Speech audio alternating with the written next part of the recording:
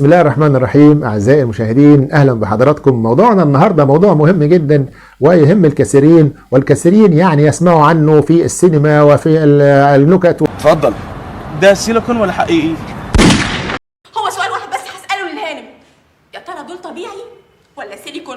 بس كده. النكت وفي الكلام ده، ولا أحد يعرف عنه الكثير ولا يعرف عنه معلومات علمية تهم، ولا يعرف ان في السيليكون ده يعني له انواع كتير وبيستخدم في ايه والكلام ده. كلامنا النهارده عن موضوع زراعات السيليكون اللي بتزرع في الثدي على وجه الخصوص، وهي تزرع ايضا في اعضاء اخرى في الارداف وممكن عدسة العين وغيره، ولكن النهارده هنتكلم مخصوص على موضوع الثدي السيليكون او الثدي الصناعي وايه المشكله بتاعته والكلام ده. وعلى فكره الموضوع مهم جدا، لان في امريكا بس لوحدها 400 ألف سيدة بتزرع ثدي في السنة الواحدة. 400 ألف واحدة ست بتعمل زراعة ثدي في السنة الواحدة، وده في الولايات المتحدة الأمريكية بس، فما بالك بقى في أوروبا وجميع أنواع العالم. وعندنا هنا في بلادنا العربية وممكن وفي مصر وصلت كمان العيادات اللي بتعمل جراحات زراعة السيليكون ديت، وصلت حتى للمراكز اللي هي يعني المدن الصغيرة. والموضوع منتشر ودكاترة التجميل شغالين فيه، ويعني فيري هايلي افيشنت فيه وكفء فيه، والعملية ماشية كويس.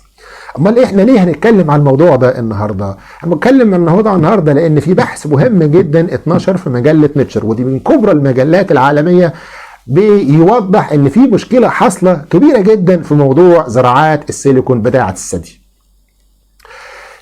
المشكلة دي طبعا يعني كانت وما زالت بتهدد شركات المنتجة للسيليكون، ودي شركات يعني اقتصادها بالمليارات.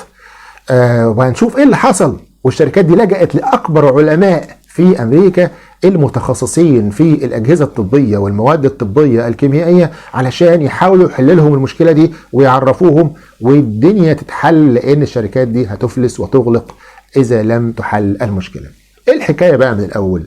الحكايه ان السيليكون ده ماده يعني راتنجيه، ماده بوليمر اكتشفت في الستينات، ولقوا انها ماده يعني تشبه الانسجه الادميه في السمك بتاعها وفي اللدانه بتاعتها، وهي خامله تماما ولا تتفاعل باي طريقه مع الجسم. المادة البولي دايميثايل سيلوكسان دي يعني حلت مشكلة كبيرة جدا في أواخر الستينات. قالوا طيب ما احنا يعني نصبها في قوالب كده، قالب يشبه الثدي، قالب عشان نضخم بيه المؤخرة والكلام ده كعلاجات تعويضية. وبدأ استخدامه، وبدأت تحل مشكلة بالذات للستات اللي جالهم سرطان في الثدي واضطروا إلى إزالة الثدي، يعملوا عملية تجميل ويحطوا ثدي صناعي ويعوض الشكل. بعد كده الموضوع بدأت بقى الممثلين والممثلات يخشوا فيه، وبدأت يعني كمان الأثرياء وغيرهم، والموضوع انتشر. انت اللي عاوز يكبر الثدي بتاعه، واللي عاوز يخلي الثدي بتاعه أجمل والكلام ده. انتشرت الموضوع وبقت العملية بيزنس كبير، وانتشر وحتى على مستوى العالم. الكلام ده من أواخر الستينات، وكان ساعتها النوع اللي بيصنعوه من يعني زراعات السيليكون بتاعة الثدي ديت بيسموه النوع الأملس تمام النعومة. النوع الأملس ده ظهرت له بعد فترة بسيطة مشاكل كبيرة جدا. منها ايه؟ منها ان برغم انه أملس جدا الا ان الجسم بقى بيتفاعل معاه. يدخل خلايا الجهاز المناعي تبدأ تعمل كبسولة حواليه من الألياف وتغلفه بغلافة من الألياف. الغلاف ده يبدأ يكش ويضغط على يعني السيليكون ده ويشوهه.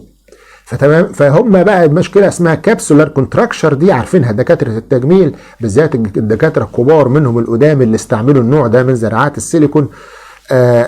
ظهرت الحكاية ديت. كمان موضوع الكونتراكشن ده بقى بيعمل آلام للمريض، وتلاقي فيه بين وألم، فبدأ المريض يشتكي والحكايه. تاني حاجه السيليكون الاملس ده بقى كان بينقلب وينعكس، فالشكل بتاعه يبقى شكله مختلف. وعموما بقت الحاجات الكابسولار كونتراكشن، الضغط ده بيعمل تشوهات في السيليكون او الانقلاب ده، بيضطر الدكتور بعد فتره بسيطه انه يتدخل جراحيا ويفتح تاني علشان اما يشيل السيليكون ده ويحط سيليكون جديد، او ان هو يعدل السيليكون ده في وضعه الطبيعي. جوهم الجماعة بقى الشركات المنتجة وعندهم باحثين ضخمين جدا، جوهم في أواخر الثمانينات قالوا طيب ما نلعب بقى في موضوع التركيب بتاع سطح السيليكون ده عشان نمنع التفاعل المناعي دي. ما نخلي السطح محبب او مخرفش شويه، خرفشه بسيطه محدش هيحسها، ما تتشافش غير بالميكروسكوب الالكتروني. وانا هوريك هنا مقارنه بين انواع ملساء وانواع خشنه، ودي متصوره بالميكروسكوب الالكتروني، يعني مش حتى بالمجهر العادي ده اللي بيشوف بكتيريا وبتاع، مجهر انت يعني تكبير الاف المرات عشان تشوف الخرفشه اللي على السطح دي. فقال لك احنا هنزود الخرفشه دي بحيث ايه؟ بحيث ان قطعه السيليكون الموضوعه دي يعني تمسك كويس، وان يبقى تلتئم مع الجسم وما يحصلهاش موضوع الانقياب ده، ونقلل موضوع الكبسوله والتليف اللي بيحصل حواليها والدنيا تمشي. وبدات كل الشركات تتنافس في ان هي تعمل السيليكون ذو السطح المخرفش ده، وبداوا يطولوا في الخرافيش ويعني وشكلها، اللي يحطها مثلا 80 مايكرون واللي يخليها وصلت ل 300 مايكرون. يعني 300 مايكرون دي ممكن تحسها بقى بايديك، لو انت حسست على سطح السيليكون ده تبدا تحس بخرفشه بسيطه فيه. ومن اواخر الثمانينات الى يعني سنه 2015 و16 كانت هي دي الانواع المفضله لزراعه السيليكون. يعني كل الناس اللي كانت زرعه سيليكون تقريبا في التواريخ دي اتزرع لها النوع ده. طب وايه المشكله؟ النوع دلوقتي لا بقى بينقلب ولا، وموضوع الكابسولار كونتراكشر ده يعني قليل جدا، وقال لك ما فيش ماشيه، والدنيا ماشيه والدنيا بتكسب وملايين بل مليارات شغال. اللي حصل بقى ان لقوا ان موضوع بدا يظهر ان يعني الالام تيجي عند الستات تاني، وبدا برضو يظهر عندهم مشاكل تحتاج الى ان الغراسات دي تتغير في خلال 10 او 20 سنه من زراعتها. بس دي مش مشكله كبيره. المشكله الاكبر بقى واللي دخلت فيها اداره الاغذيه والادويه الامريكيه، دخلت ان لقوا ان عند بعض الناس الغراسات دي بتسبب سرطان في الجهاز المناعي في الغدد الليمفاويه تحديدا، تمام، اسمه لارج سيل ليمفوما. السرطان امر لا يمكن السكوت عليه. FDA اتحركت وراحت امره بسحب جميع الغراسات بتاعه السيليكون دي من الاسواق كلها.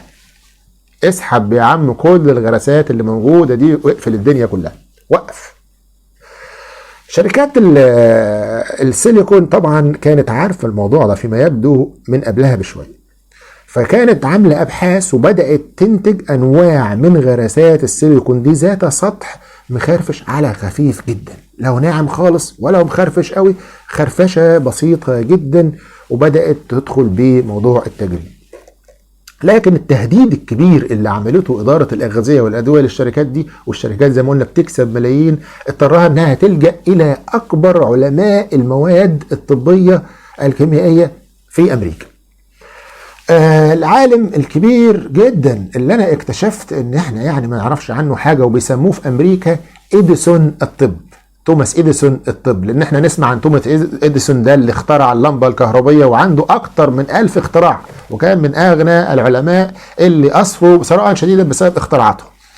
فالاخ روبرت لانجر اللي هنشوف صورته ده عندنا هنا دلوقتي، روبرت لانجر ده اخترع اكتر من 1100 اختراع. بص على صورته هنا تلاقي حتى ماسك شيبس كده، احدى اختراعاته ومتصور معاها، وعنده اكتر من 1100 اختراع في مجال الهندسة الطبية.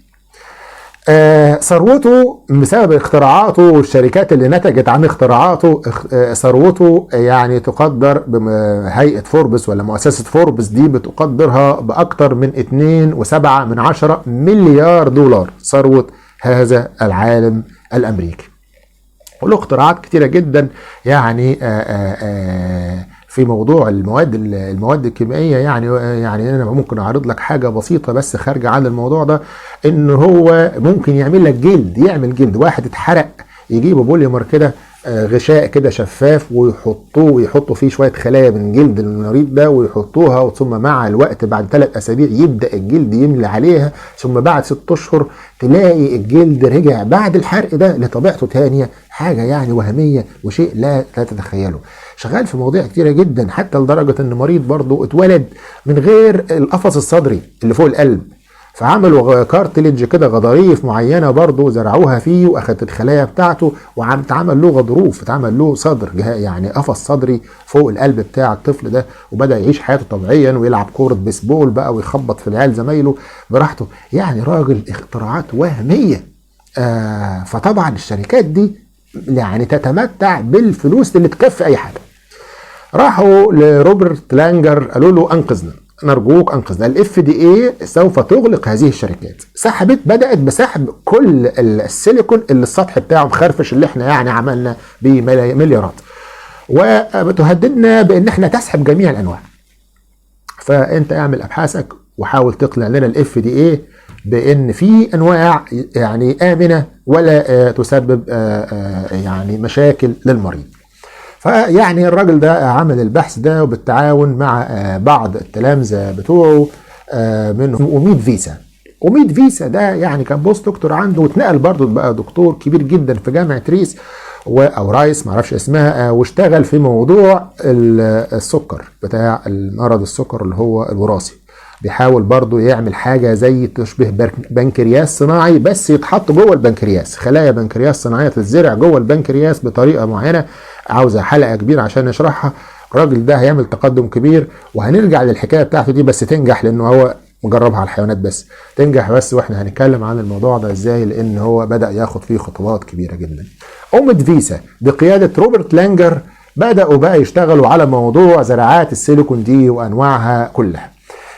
اخذوا من السوق 5 انواع من زراعات السيليكون. النوع القديم خالص جابته لهم الشركات اللي كانت بتنتجه في الستينات، النوع الناعم الاملس اللي سطحه املس تماما ده كان احد الانواع. ونوع بقى مخرفش بسيط، او نوعين مخرفشين بسيط، طول الخرفشه اللي فيهم 4 مايكرون. الجماعه بقى بتوع الهندسه اللي يعرفوا في الاطوال يعرف ان 4 مايكرون دي حاجه صغيره قوي، خرفشه بسيطه جدا. ثم انواع تانية ازيد في الخرفشه اللي عليها لغايه ما توصل ل 80 و90 مايكرون، مخرفشه جامد. وطبعا مصورين بقى بالميكروسكوب الالكتروني السطح بتاع كل واحده عشان يوريك ايه الحكايه. جابوا بقى السيليكونات دي، غراسات السيليكون بنفس حجم غراسات السيليكون اللي في الثدي، اللي هم حوالي 200 سنتيمتر، حوالي 200 سنتيمتر كده بتبقى بيحطوها في الثدي. جابوا نفس الحاجات دي، جابوا ال5 انواع، وفي نوع كمان هم صنعوه عشان بمواصفات معينه عشان يكملوا بيه البحث، بقوا 6 انواع. جابوا ال6 انواع دول بنفس الحجم اللي بتزرع في الثدي. وجابوا الارانب، مجموعات كبيره من الارانب، وحطوا زرعوا فيها تحت الجلد الغراسات بتاعه السيليكون دي نفس حجم الثدي اللي بيتزرع في الستات. وسابوا بعض الارانب 3 اسابيع، وبعضها تانية سابوه 6 اشهر. وبعد كده اذبح الارنب وطلع بقى الغرزه دي وشوف ايه اللي حاصل عليها، وصور يا عم واعمل دراساتك وانشر واحكم وشوف الكلام ده، عشان الاف دي ايه لما ترجع تشوف الكلام ده تقول ايه اللي يتسحب وايه اللي يتلغي، وتقول ايه اللي يتباع. فالنوع اللي هو سموث خالص، اللي هو السموث ده بتاع شركه معينه، ممكن ابقى اكتب اسمها هنا كده على الشاشه. ده لقوه زي ما انت شايف في الصوره عندك هنا كده، يعني تليف كبير جدا، وعليه كبسوله، الكبسوله اللي كونها الجسم عليه كبسوله كبيره وضخمه، ويعني ما يصلحش خالص، عمليه بايظه. حتى بعد 3 اسابيع في تليف كبير، في ليفه كده، كبسوله مكونه حول حته السيليكون. اقل واحد عامل تليف وعامل كبسوله وعامل مشاكل هو النوع السموث سلك اللي احنا قلنا سطحه يعني يعتبر محبب حتى 4 مايكرون، حاجه خفيفه خالص، مش عامل كبسوله تقريبا غير حاجه خفيفه قوي، ومش مهيج الجهاز المناعي، ومش عامل اي تفاعلات ولا اي الكونتراكشر ده ولا الحزوزات ولا الكلام ده، والدنيا ماشيه معاه. نوع تاني زيه برضه في نفس الحكايه اسمه فيلفت، ده برضه بتاع شركه تانيه، برضه له نفس الابعاد، وبرضه الكبسوله اللي عنده اسمك شويه، بس برضه الدنيا ماشيه كويس. 3 انواع بقى الاخرين اللي هم محببين قوي، مخرفشين قوي، اللي خرفشه بتاعتهم بتطلع بقى 30 و40 و90 مايكرون، مخرفشين ومحببين، دول مبهدلين الدنيا حتى بعد 3 أسابيع. بص عندك على الصوره كده هتلاقي ان في يعني الكبسوله اللي متكونه عليهم، حتى هو بيقول لك الكبسوله اتكونت عليهم طبقتين، طبقه داخليه خفيفه وتكونت عليها كبسوله كمان خارجيه ومحززه وعامله تحزات في السيليكون وعامله لاينز وعامله مشاكل كبيره وعامله التهابات، تمام، بسبب احتكاكها مع انسجه الجسم، انها مخرفشه اكنها زي المبرد كده بتحك.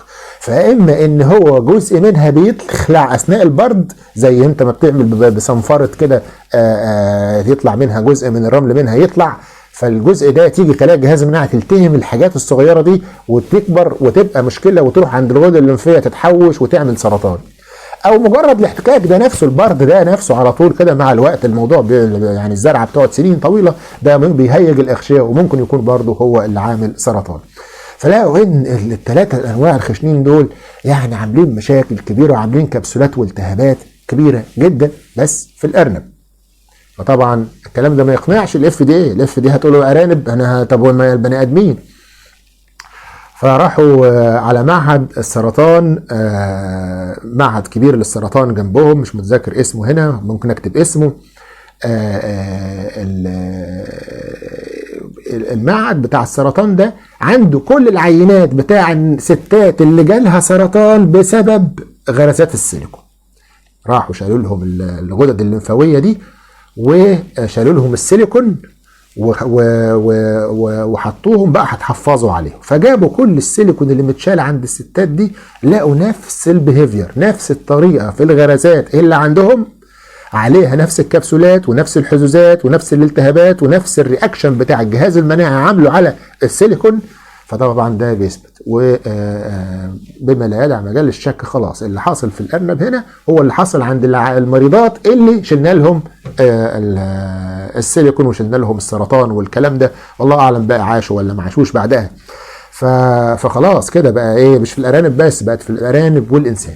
فطبعا البحث ده منشور في مجله كبيره جدا، وهتاخدوا طبعا بقى الشركات بتاعه السيليكون دي وتقدموا للاف دي اي، هتقول لهم والله احنا النوع اللي انتوا سحبتوه حاليا اكتفوا بقى بالسحب بتاعه لان هو فعلا طلع خطر، ولكن احنا عندنا بقى انواع، او الشركات دي في منهم شركه كبيره اسمها الرجان، وشركه مش عارف اسمها ايه، شركات ضخمه جدا يعني فوق ما تتخيل، هتقدم المستندات دي طبعا، ودي جايه من واحد لا يشك لا غبار عليه، روبرت لانجر، يعني ده يعني توماس اديسون الطب. ان نرجوكم لا تسحبوا هذه الانواع اللي هي ضعيفه الخشونه دي، ال4 مايكرون.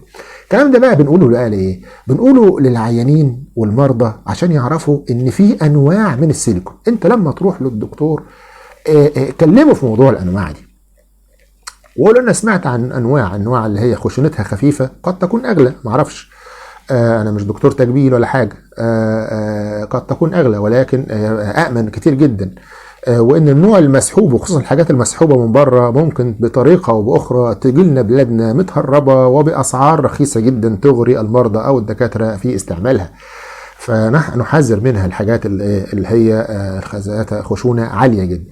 وكمان بوجهه لدكاتره التجميل الامناء النزهاء ان يا جماعه البحث هحطه لكم هنا فيه الانواع دي باسمائها واسماء الشركات اللي بتنتجها، والشركات دي انا واثق ان انتم بتتعاملوا معاها، يعني طبعا في شركات في دول تانية غير امريكا لكن كله على نفس النهج، واكيد مقياس الخشونه ده بيبقى مكتوب على الايه، على العبوات اللي انتم بتشتروها دي.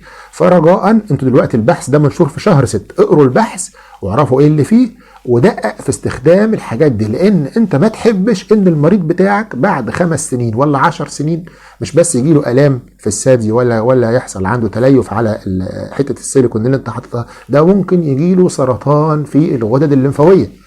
فطبعا محدش من الدكاتره عاوز المرضى بتاعهم يجيلهم سرطان، فانت هتعرض على المريض الاسعار بتاعه الحاجات اللي هي امنه دي، في نوعين اللي هو اسمه السلك والفيلفت وما يكافئهم بقى من الشركات الاوروبيه على المريض، وتقول له ده الحل الوحيد مهما كان سعره والكلام ده، لان هي دي الانواع الامنه. ده كان قصه موضوع السيليكون وشركات السيليكون والمليارات التي تجنى من خلف السيليكون، والتي يعني يحرص اصحابها او الشركات على استمرارها. وده الكلام اللي يهم العيانين عليه. دمتم بصحه وسلامه والسلام عليكم ورحمة الله وبركاته.